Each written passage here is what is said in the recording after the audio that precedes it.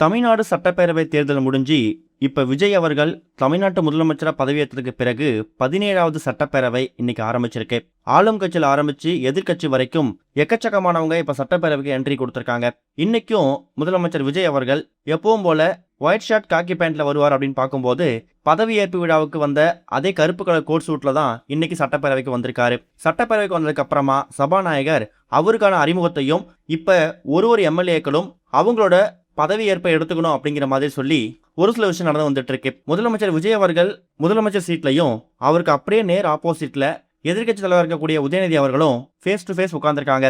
தமிழக சட்டப்பேரவையில இது வரைக்கும் எவ்வளவு பேர் இந்த நியூஸை டெய்லியும் பார்த்துருப்பாங்கன்னு தெரியாது. ஆனா இப்ப இருக்கக்கூடிய இந்த புதிய ஆட்சியில இனிமே டெய்லியும் சட்டப்பேரவை எப்பெல்லாம் கூடுதோ அப்பெல்லாம் சட்டப்பேரவைக்கான அந்த லைவை பார்க்கக்கூடிய மக்களோட வியூஸ் அதிகமாக இருக்கிறதுக்கு வாய்ப்பு இருக்கு.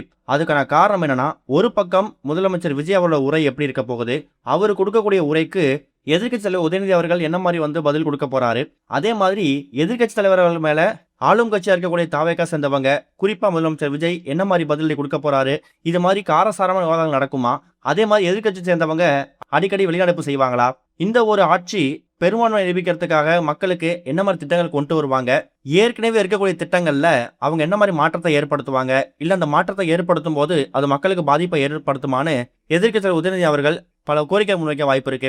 இப்படி ஒரு காரசாரமான சட்டசபையா இருக்க போகுது அப்படிங்கிறதுல எந்த சந்தேகமும் கிடையாது. இப்ப ஒரு அமைச்சர்களும் சபாநாயகர் மோடி உளமாற உறுதி கூறுகிறேன் அப்படின்னு சொல்லிட்டு கையெழுத்து போட்டுக்கிட்டு இருக்காங்க.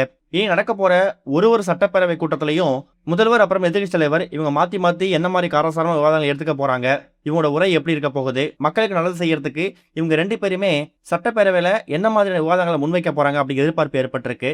நடிகர்ல ஆரம்பிச்சு இப்ப விஜய் அவர்கள் தமிழ்நாட்டோட முதலமைச்சரா 17வது சட்டப்பேரவைக்கு அடியெடுத்து வச்சிருக்காரு. அவரு தமிழ்நாட்டு மக்களுக்கு செய்ய போற நல்லதுக்காக நீங்க எந்த அளவுக்கு காத்துட்டு இருக்கீங்க அப்படிங்கறத மறக்காம கமெண்ட்ல மென்ஷன் பண்ணுங்க.